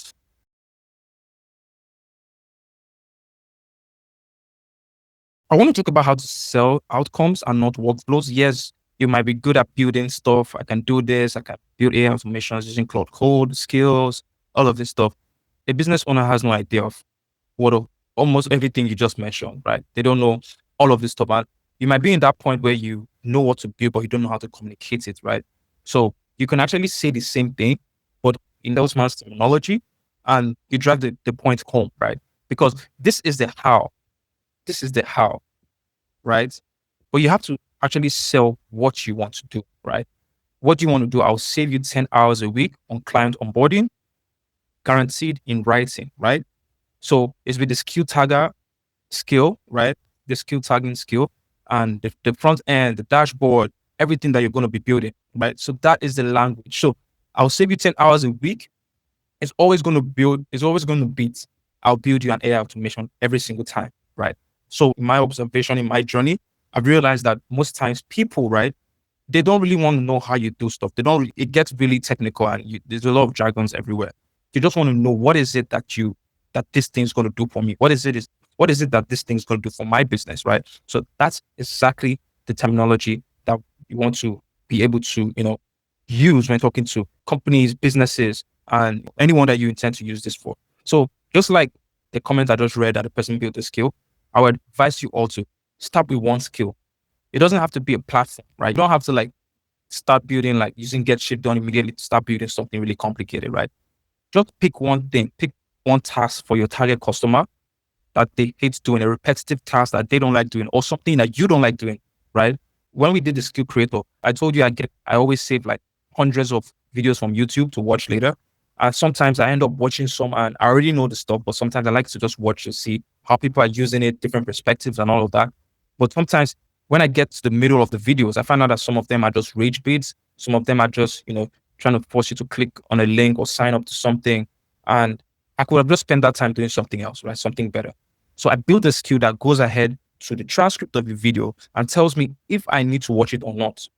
It rates the video. So that way I can have let's say 10 videos about a certain topic and I can just copy those 10 URLs and the AI will tell me the best one to watch. That's exactly how it worked. I even took a video from the godfather of AI during for those of you that were there. And the moment I saw the godfather of AI, I already knew what he was going to talk about. So when the AI scanned it, he told me that he's saying the same thing he usually says on almost all his podcasts. So if you've watched his videos before, there might not be any need for you to watch this. Unless you're looking for a holistic or a full end-to-end, story of everything, you can watch it. So he recommends not to watch it, but tell me why I should watch it if I want to watch it. Watch only if you want something like this. So that saves me a lot of time, right? The 1 hour, 2 hour podcast have saved me everything because I get a summary. I'm able to know how to apply it to my own workflow and stuff like that.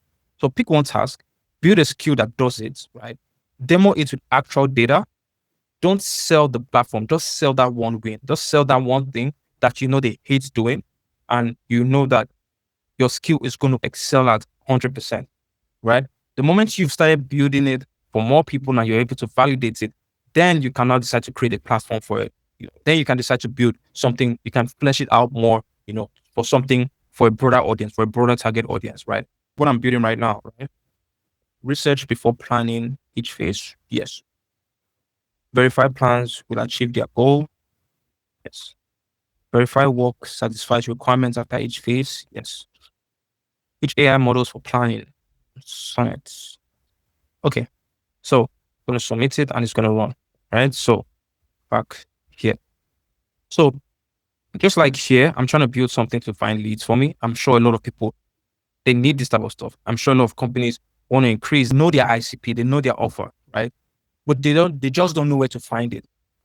Now I'm building a platform that has a skill that can first ask me to know the ICP and then give me the messaging as well as the profile, and then goes ahead to, find those people for me, find those leads for me. So it's very crucial that you understand what I'm saying. I won't go and say, hey, I can build a system that does this and does that. I'll just walk up and say, I can help you get more leads. I can help you get more, revenue. I can help you get more sales. And then when they ask how I do it, I'll rather just show them by, okay, tell me your ICP. I type it down. Tell me this. I type it down. I click enter. And then they just see a list of people that match exactly who they're looking for, right? So yeah, show, don't tell. That's what I'm just trying to say. At the end of the day, a 90 seconds demo on their real data, on their real ICP will close more deals than a 30-minute pitch, right? Than putting screenshots of your platform and everything. You just ask for one example of a task they hit. Maybe researching leads takes over 30 minutes, right? They have to go through all of those people, find them on the internet, find their website. We build a skill for it that night, right now, because right now it's nighttime over here. And then I send a Loom recording. After everything, I just send them a Loom recording. Hey, this is what you were talking about. Do you think this will help you get more leads? I was just able to generate 1,000 leads in your country, in your state, right? That fall into this parameter and this, profile that you set for me. Go ahead, take a look at it. Tell me if it's something you like, and then we can hand over the tool to you. That's how it works, right? So I'm just trying to show you guys that, you now after watching this video, you've been able to stay through this series from start to finish. You just learn how to build AI employees, how to build systems, how to build platform, right? Especially with the front end design skills. And now we're going to touch on that maybe in the next class, but now is the time to go and build. There's one thing I always advocate for, not being a consumer, right? If you're here, you're not just meant to watch, you're meant to build, right? Because at the end of the day, the builders are the ones that win at the end of the revolution. If you take a look at every revolution, the builders are the ones that end up at the end of it. Consumers are just going to keep consuming, are just going to keep digesting all of this stuff. And tomorrow, they'll still be at the same point where they are. But if you keep building, if you keep taking some of these skills, some of these tutorials, and you go back and you build, trust me, you're going to end up at the right side when the revolution finally happens. All right. So I'm going to keep some resources after this, like this slide, because I know most of you have asked for this slide. And then we're going to be able to drop questions and every other thing. And I also have a cheat sheet that just explains all the skills in one. So I'm going to walk you through all of it. But let's see what we have here. Which optional PRD style section should GSD shape include in the PR bodies? User stories, acceptance, success metrics.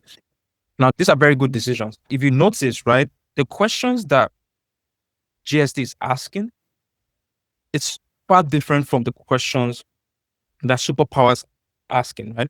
So it's asking now, what's the PRD style, right? What style of PRDs? With Superpowers, it just creates a plan. It creates, how he wants to go about it. But here it's asking, how do I want? And if you've ever done project management, you understand that user stories and acceptance criteria is one way to do things, right? So I'm going to add this. I'm also going to add the risk and dependencies. I'm also going to add success metrics, release criteria. I don't think I need to add stakeholder review and approval, right? Because it's probably an overkill. See, it even said it for a solo internal tool. But if I was to build this, let's say I had a team of people who are all coming to build a software together, we have stakeholders, we can do that. Measurable definition of done and release checks for stakeholder review. I think success metrics is good. In fact, the first one could just get everything done, but I'm just going to leave it at 1 to 3, right? So yeah, so that's majority of everything that we need to do. The remaining part is just going to do some research. It's probably going to ask me for my API keys, Apify. Then I'll just have to go to Apify. It can also direct you. So in case you don't know where to get the API keys, you just say, click on this, click on that. Provide the API key, because that's the only thing that you actually need. When you get the API keys from the settings, I presume, let me see. I get the API keys, provide the API keys to the agents, and that's basically it. All I just have to do is provide the API keys. As you can see, I'm already using it to script in this my tool, right? So you just go to your settings, API integrations, you copy your API key. That's it. That's all you're going to need for version 1. If you're going to follow along what I'm doing, that's basically how you get it done. Just in case any of you is planning to do something like this. But for any tool you're going to build, it's going to walk you through how to get, the API keys for that use case, right? So basically that is it. I would like to respect everyone's time and not keep you all here waiting for, the output. But that is how get shit done is used, right? I could probably just create the front end. If you give me a second, let me just pull that out real quick. Let's see if it's gonna work. Okay. I'll just ask, do I have I think I have the front end skill already. Do I have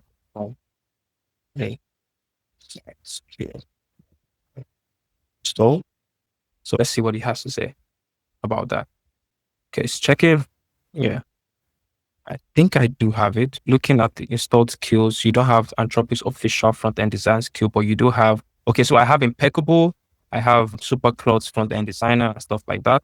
So if you want the Anthropic one, you want me to check and help you install it? Yeah. So yeah, Impeccable, it was created by some dude. It's really good. Let me just see if I can find it. Impeccable, yeah, that's it.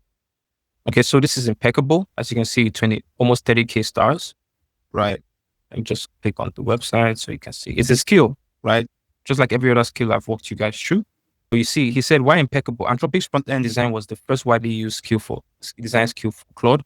Impeccable started from there. So it's more like a version of Claude. So you see why this is like the holy grail, if I might put it like that, because everything flows from that. So these are all the commands, craft, to teach. You can actually teach Impeccable what your design is, documents, the roots design.md. I explained what design.md does. You can also use it to extract components from other design systems. You can use it to shape, right? You can plan the UI and UX before building. You can critique a UX design. You can audit, you can polish, you can make it bolder, quieter, animate. You can also add animation, colorize, add other stuff, right? So yeah, this is it. Let me just show you the main website because this is it. So this, if you take a look here, zoom out a little bit. So this is how most, take it all the way here. Yeah. So this is how most websites look, right? You see the cards on card, generic copy, the purple gradient that I was talking about. This is without design skills, and this is with design skills. So you see instantly, you can see the difference, right? That's the same thing that front-end design allows you to do. So yeah, so that's basically it. It checks the typography, it checks the color contracts, it adds all these smooth animations that you see, right? And UX writing. So as you can see, this is basically it. So see the difference. So it also helps you with arranging it and visualize it better. Helps with the shape, it helps with the live build. They used it to build this Tokyo conference, stuff like that. So yeah, it is really good. It's very good. So it's just something that you can actually take a look at. So like this website is still loading. This website was built with Impeccable, right? Everything you're seeing here with Impeccable. So just to explain, just to show you like what is possible. Right? So you would never tell that this is like was done by AI, right? So that's why it's really good. Okay, I think you get the whole point with the front end design. So Impeccable, right? Definitely worth taking a look at. As you can see, it has the Claude.md, it has the design.md. develop.md harness. So it's well put together, right? It's well put together. You can just point your AI agents or your Claude to look at it and maybe just explain it a little bit more so that you can get more understanding of what it is. Let's head back to the build. Okay, so it's still working. It does saved everything, YOLO mode, standard, parallelization. So everything has been set in stone, right? I've done did my part. Now it's over to the AI to get on with it and start building. So I hope you guys were able to take something out of this. I hope you understand how skills work, even if you're just sharing skills for the first time. I hope you're able to now be able to deploy them and take it out and start actually using it, right? So right now, what I'm doing is packaging this skill into like a productized service. That is what you should start doing once you've started building it, right? So that's how you're going to move from that. So guys, I will draw the curtains down from here, because just like the last time, I'll let the AI do its thing while I go, grab a coffee, get dinner, stuff like that. But I hope we all able to understand, at least to an extent, the differences between, using superpowers for those of us that watched the first session and using get shit done. And yeah, I'll probably keep you guys in the loop, let you know what happens from here. But yeah, that is majorly the main part. If you understand something with our sessions, I'm not trying to show you and hold you all the way to the end because we are all builders, but just to show you how I use my own tools so that you can also employ some of these skills. You can also start seeing it from my point of view, understand my thought process, understand how I interact with the AI, how I brainstorm with the AI, how I create plans with the AI, and how I then execute. So I'm going to be looking forward to everyone's builds, right? And if anyone has any question, this would be the right time to ask it before we close the curtains. And thank you so much, everyone, for joining. It's always really nice seeing familiar faces and having to brainstorm and talk together. Oh, by the way, my camera is off. Yes. So it's always really nice to have sessions like this. I really appreciate it. So yeah, any questions before we close the curtain? Oh no, Awesome. sure, but we covered everything now. Yeah, we we have have some. So it's a 3-part series, and all the Yep. videos are on YouTube, and this will be also available so that you can watch it anytime. Awesome. But Awesome. This was awesome. Like, I don't want you to stop. You keep going on. I'm learning every second. This is really Awesome. fun. Awesome. Thank you so much. But I've used this tool, like I've used all these skills and all these tools like a lot. But anytime I get to use it here, it's very exciting. And I think it's not just for me, but for everyone here. Using these tools, using the power that we have and the technology that we have, it's just something about this feeling of hopping on Claude Code and getting your output. I know this feeling is contagious. I know everyone here has felt it if you Claude. And if you're not using Claude, I will advise you to get on this ship as soon as possible. Yeah. So guys, thank you so much. I'm gonna go grab some dinner and I'll come back and check on my build. Please let me know what else you're working on, what you're building. Book a call, send a chat in the group in the Slack, and then we'll keep it on from there. Okay. All right. Have a Thank you good so one. Thank you. Yeah. Good night.